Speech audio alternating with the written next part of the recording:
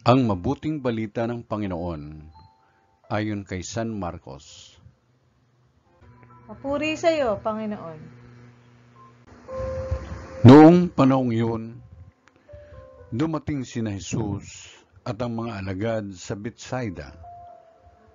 Dinala kay Jesus ng ilang tao ang isang bulag at ipinamanhik na hipuin ito. Inakay niya ito sa labas ng bayan. Niluran sa mga mata, saka ipinatong ang kanyang mga kamay. May nakikita ka na bang anuman? Tanong niya. Tumingin ang lalaki at ang wika. Nakakakita po ako ng mga taong lumalakad, ngunit sila'y parang punong kahoy. Muling hinipo ni Jesus ang mga mata ng bulag.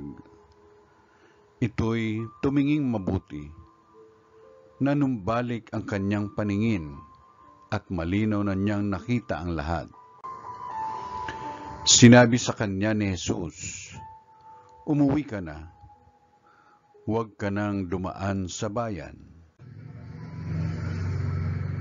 Ang mabuting balita ng Panginoon. Pinupuri ka namin, Panginoong Jesucristo.